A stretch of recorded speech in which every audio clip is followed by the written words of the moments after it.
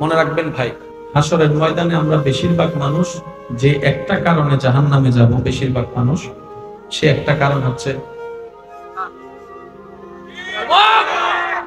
নরমিটা 1.5 ইঞ্চি 2 ইঞ্চি, এটা এমনে নরম, কিন্তু কথাগুলো এমন ভাবে বলে যে হৃদয়ের মধ্যে পুরো তলোয়ার চালাই দেয়। অনেক বড় বড় মানুষকে স্ট্রোক করে ডাইরেক্ট শোয়াই ফেলে। একটু জোরে বলেন ঠিক কিনা? বেশিরভাগ মানুষ আমরা হাসরে আটকাই যাব এই জিহ্বার কারণে। এবার আমি উলামায়ে কেরামের একটু দোয়া চাচ্ছি, রাসূলের একটা হাদিস মিলাইলে আপনারা এখন মিল খুঁজে পেয়ে যাবেন। রাসূল বলছেন, হে আমার উম্মত, তোমরা আমাকে দুইটা জিনিসের আমানত দাও, জিম্মাদারি দাও। তোমরা হেফাজতে রাখবা বলে দুইটা জিনিস, একটা হচ্ছে লজ্জাস্থান আর একটা হচ্ছে তোমার জবান। নবী বলে এই দুইটা হেফাজতের জিম্মাদারি যে আমাকে দিবে, গ্যারান্টি, ইয়া রাসূলুল্লাহ আমি এগুলোকে হেফাজত করব, তাকে জান্নাতের গ্যারান্টি আমি নবী রাহমাতুল লিল আলামিন দিয়ে দিই।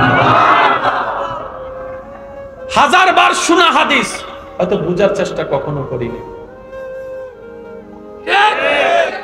জোরে বলেন ঠিক কিনা? যে কয়েকজন আমাকে ভালোবাসেন আবদার করে বলে যায়, এটাকে যত পারেন একটু বন্ধ করার চেষ্টা করুন। এটাকে বন্ধ করা মানে হাত চালানো। ফেসবুকে যে লিখলাম, আমি তো মুখে বলি নাই, হাতে লিখছি, চলবে না। মুখও বন্ধ, হাতও বন্ধ। আমি কি বুঝাতে পারছি কথা? 3টা সপ্তাহ আমি অনুরোধ করে বলে যাই, 3টা সপ্তাহ নিজের কন্ট্রোল করেন জবানটাকে।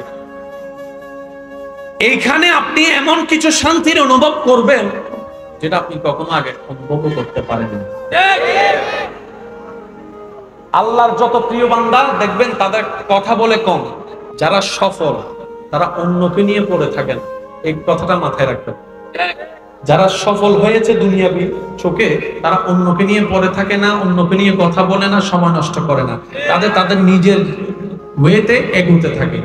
সফল যদি হতে চান, ওনাদের এই থিওরিটা মানতে হবে। সেটা কি? অন্যকে নিয়ে ভাবার দরকার, অন্যের ক্ষতি নিয়ে ভাবার দরকার, অন্যকে নিয়ে হিংসা করার দরকার।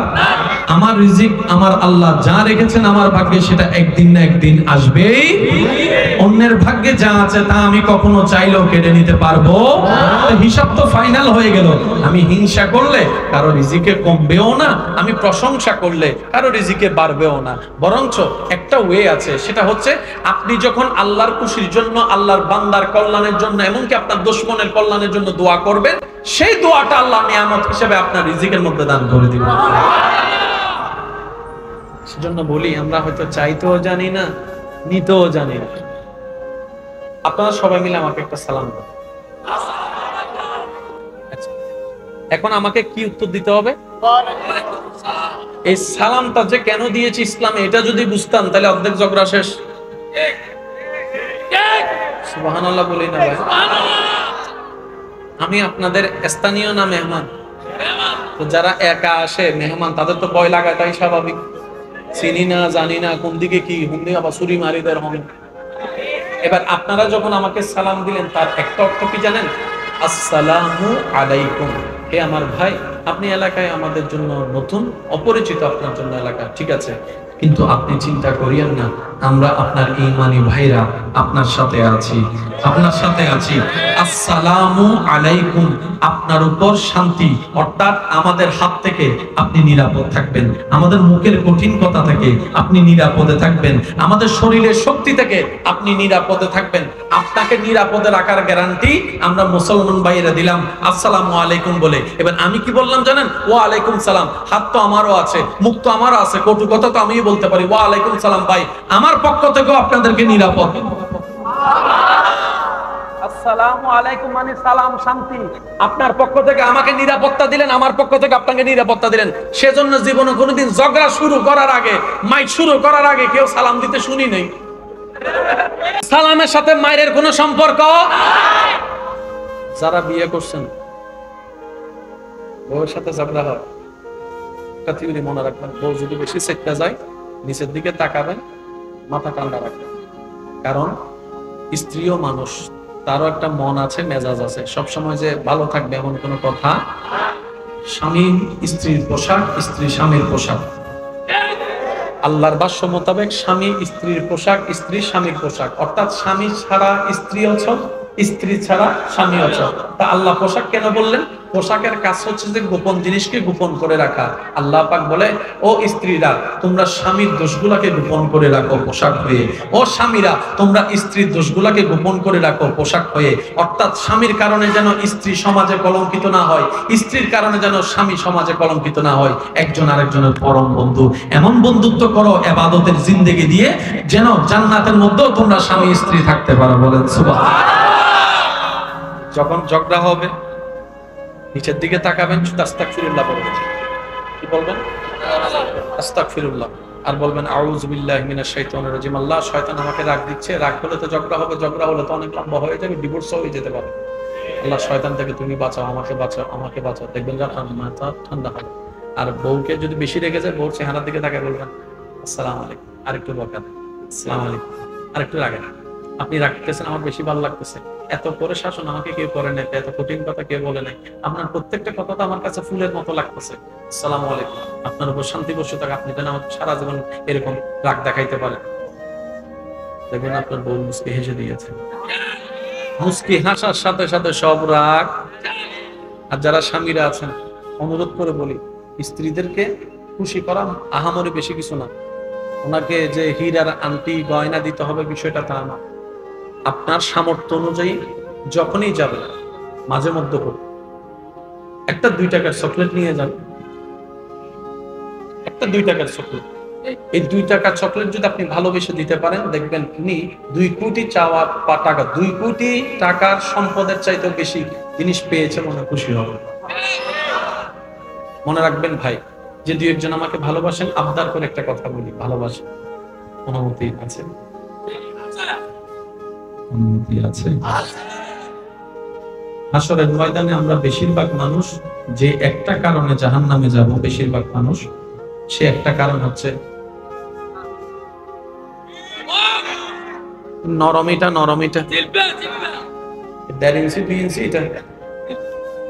এমনে নরম, কিন্তু কথাগুলো এমন ভাবে বলে যে হৃদয়ের মধ্যে পুরো তলোয়ার চালাই দেয়।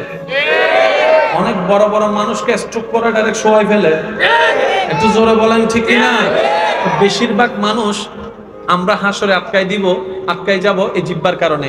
এবার আমি উলামায়ে কেরামের একটু দোয়া চাচ্ছি, রাসূলের একটা হাদিস মিলাইলে আপনারা এখন মিল খুঁজে পেয়ে যাবেন। রাসূল বলছেন, হে আমার উম্মত, তোমরা আমাকে 2টা জিনিসের আমানত দাও, জিম্মাদারি দাও, তোমরা হেফাজতে রাখবা বলে 2টা জিনিস। একটা হচ্ছে লজ্জাস্থান, আর একটা হচ্ছে তোমার জবান। নবী বলে, এই 2টা হেফাজতের জিম্মাদারি যে আমাকে দিবে, গ্যারান্টি, ইয়া রাসূলুল্লাহ আমি এগুলোকে হেফাজত করব, তাকে জান্নাতের গ্যারান্টি আমি নবী রাহমাতুল লিল আলামিন দিয়ে দিলাম। 1000 বার শোনা হাদিস, হয়তো বুঝার চেষ্টা কখনো করিনি। জোরে বলেন ঠিক কিনা? যে কয়েকজন আমাকে ভালোবাসেন, আবদার করে বলে যায়, এটাকে যত পারেন একটু বন্ধ করার চেষ্টা করুন। এটাকে বন্ধ করা মানে হাত চালানো। ফেসবুকে যে লিখলাম, আমি তো মুখে বলি নাই, হাতে লিখছি, চলবে না। মুখও বন্ধ, হাতও বন্ধ। আমি কি বুঝাতে পারছি কথা? 3টা সপ্তাহ আমি অনুরোধ করে বলে যাই, 3টা সপ্তাহ নিজের কন্ট্রোল করেন জবানটাকে। এইখানে আপনি এমন কিছু শান্তির অনুভব করবেন যেটা আপনি কখনো আগে অনুভব করতে পারেননি। আল্লাহর যত প্রিয় বান্দা দেখবেন তাদের কথা বলে কম, তাদের কথা জানি না আপনারা কথাটা কোন ভাবে নিবেন, তারপরে বোঝার জন্য বলি। আর কম বেশি ফেসবুকে লেখালেখি বেগুনে করে না, অন্যের কমেন্ট বক্সে যাইরে গুটাগুটি করে না, মানুষের অপমান করি হতা হয় না। বাংলাদেশত যদুন বড় বড় কোটিপতি আছে, কয়জনের ফেসবুক আছে?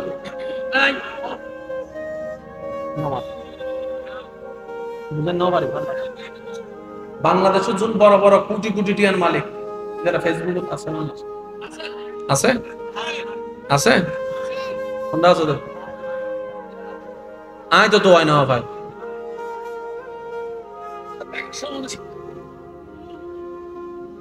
গুতাগুতি করে, মাথা না বাজ। বড় বড় কোম্পানি লইয়ের হত দলীয় ষড়যন্ত্র না চলেন না, হারার ব্যাপার, নিতার ব্যাপার, তারপরে মুকুট আওয়াজ আছে না। এটা লাগনে এ দুনটি আল্লাহ তারা দিয়ে দে যদি আরো দনের এই দুনটিয়া দিত 2 নম্বর কে দেখতাম নাকি তারে ঘুরে ফেলাইতাম না না মাথা না বাজে ঠিক না তো যে দূর আলগাই তারে আল্লাহ তারে দুধ দে মাথা না বাজে ঠিক না এনে সত্যি করে আল্লাহ যদি আর 100 কোটি টাকার মালিক বানাইতো এটা আগে ফতমে কেন তো উত্তর না এটা 10 মন জুন আছে 19 টি হইতো তারপরে পুলিশের দরিয়ে রে মার্ডার মামলা ঢুকাই দে যা লাগাই দিন মাথা না ঠিক না যারা সফল তারা অন্যকে নিয়ে পড়ে থাকেন এই কথাটা মাথায় রাখবেন যারা সফল হয়েছে দুনিয়াবি চোখে তারা অন্যকে নিয়ে পড়ে থাকে না অন্যকে নিয়ে কথা বলে না সময় নষ্ট করে না তাদের নিজের ওয়েতে এগোতে থাকে সফল যদি হতে চান ওনাদের এই থিওরিটা মানতে হবে সেটা কি অন্যকে নিয়ে ভাবার দরকার অন্যের ক্ষতি নিয়ে ভাবার দরকার অন্যকে নিয়ে হিংসা করা দরকার আমার রিজিক আমার আল্লাহ যা রেখেছেন আমার ভাগ্যে সেটা একদিন না একদিন আসবেই অন্যের ভাগ্যে যা আছে তা আমি কখনো চাইলেও কেড়ে নিতে পারবো হিসাব তো ফাইনাল হয়ে গেল আমি হিংসা করলে কারো রিজিকে কমবেও না আমি প্রশংসা করলে কারো রিজিকে বাড়বেও না বরঞ্চ একটা ওয়ে আছে সেটা হচ্ছে আপনি যখন আল্লাহর খুশির জন্য আল্লাহর বান্দার কল্যাণের জন্য এমনকি আপনার দুশমনের কল্যাণের জন্য দোয়া করবেন সেই দোয়াটা আল্লাহ নিয়ামত হিসেবে আপনার রিজিকের মধ্যে দান করে দিবেন সেজন্য বলি আমরা হয়তো চাইতেও জানি না নিতেও জানি না আপনারা সবাই মিলে আমাকে একটা সালাম দেন রাত অনেক হয়ে গেছে বিদায় নিতে হবে জোরে আমাকে একটা সালাম দেন এখন আমাকে কি উত্তর দিতে হবে এই সালামটা যে কেন দিয়েছি ইসলামে এটা যদি বুঝতাম তাহলে অর্ধেক ঝগড়া শেষ সুবহানাল্লাহ বলি না ভাই আমি আপনাদের স্থানীয় না মেহমান তো যারা একা আসে মেহমান তাদের তো ভয় লাগায় তাই স্বাভাবিক চিনি না জানি না কোন দিকে কি হুমনি আবার ছুরি মারিদের হবে এবার আপনারা যখন আমাকে সালাম দিলেন তার একটা অর্থ কি জানেন আসসালামু আলাইকুম হে আমার ভাই আপনি এলাকায় আমাদের জন্য নতুন অপরিচিত আপনার জন্য এলাকা ঠিক আছে কিন্তু আপনি চিন্তা করিয়েন না আমরা আপনার ঈমানি ভাইরা আপনার সাথে আছি আসসালামু আলাইকুম আপনার উপর শান্তি অর্থাৎ আমাদের হাত থেকে আপনি নিরাপদ থাকবেন আমাদের মুখের কঠিন কথা থেকে আপনি নিরাপদে থাকবেন আমাদের শরীরের শক্তি থেকে আপনি নিরাপদে থাকবেন আপনাকে নিরাপদে রাখার গ্যারান্টি আমরা মুসলমান ভাইয়েরা দিলাম আসসালামু আলাইকুম বলে এবার আমি কি বললাম জানেন ওয়া আলাইকুম সালাম হাত তো আমারও আছে মুখ তো আমারও আছে কটু কথা তো আমিই বলতে পারি ওয়া আলাইকুম সালাম ভাই আমার পক্ষ থেকেও আপনাদেরকে নিরাপদ আসসালামু আলাইকুম মানে সালাম শান্তি আপনার পক্ষ থেকে আমাকে নিরাপত্তা দিলেন আমার পক্ষ থেকে আপনাকে নিরাপত্তা দিলেন সেজন্য জীবনে কোনোদিন ঝগড়া শুরু করার আগে মাইক শুরু করার আগে কেউ সালাম দিতে শুনি নাই মাথন না ভাই কেউ কেউ আসসালামু আলাইকুম দিছে জোরে বলেন দিছে সবাই বলেন দিছে কারণ সালামের সাথে মায়ের কোনো সম্পর্ক যারা বিয়ে করছেন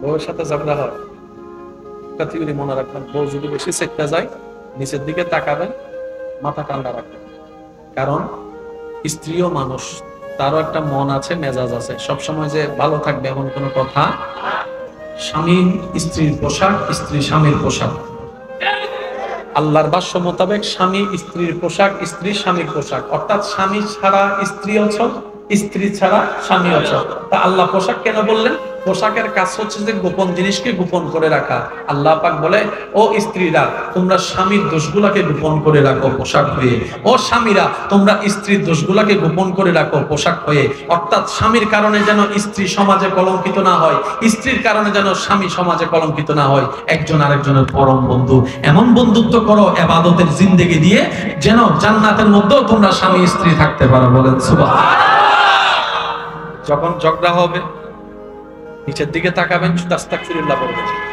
কি বলবেন আস্তাগফিরুল্লাহ আর বলবেন আউযু বিল্লাহি মিনাশ শাইতানির রাজিম আল্লাহ শয়তান আমাকে রাগ দিচ্ছে রাগ হলে তো ঝগড়া হবে ঝগড়া হলে তো অনেক লম্বা হয়ে যাবে ডিভোর্স হয়ে যেতে পারে আল্লাহ শয়তান থেকে তুমি বাঁচাও আমাকে বাঁচাও দেখবেন মাথা ঠান্ডা হবে আর বউকে যদি বেশি রেগে যায় বউর চেহারার দিকে তাকায় বলবেন আসসালামু আলাইকুম আরেকটু বকা আসসালামু আলাইকুম আরেকটু রাগে আপনি রাখতেছেন, আমার বেশি ভালো লাগতেছে, এত করে শাসন আমাকে কেউ করে নাই, এত কঠিন কথা কেউ বলে নাই, আপনার প্রত্যেকটা কথা তো আমার কাছে ফুলের মতো লাগতেছে, আসসালামু আলাইকুম, আপনার উপর শান্তি বর্ষিত থাক, আপনি যেন আমাকে সারা জীবন এরকম রাগ দেখাইতে পারেন। দেখবেন আপনার বউ মুচকি হেসে দিয়েছে, মুচকি হাসার সাথে সাথে সব রাগ। আর যারা স্বামীরা আছেন, অনুরোধ করে বলি, স্ত্রীদেরকে খুশি করা আহামরি বেশি কিছু না, ওনাকে যে হীরার আংটি গয়না দিতে হবে বিষয়টা তা না, আপনার সামর্থ্য অনুযায়ী যখনই যাবেন মাঝে মধ্যে হোক একটা 2 টাকার চকলেট নিয়ে যান, একটা 2 টাকার চকলেট, এই 2 টাকার চকলেট যদি আপনি ভালোবেসে দিতে পারেন, দেখবেন তিনি 2 কোটি চাওয়া বা টাকা, 2 কোটি টাকার সম্পদের চাইতে বেশি জিনিস পেয়েছে মনে খুশি হবে। স্বামীরা ইনশাল্লাহ কাজটা করতে পারবে, আবিয়া তাকল হর ইনশাল্লাহ, বিয়া তাকল সব ঘুরে বইতে, স্বামীরা ইনশাল্লাহ কাজ করতে পারবে, ইনশাল্লাহ বলি না, স্বামীরা কাজ এটা করতে পারবে, যৌতুকের জন্য মারামারি চলবে, মাঝে মধ্যে রান্না মজা না হলে প্লেট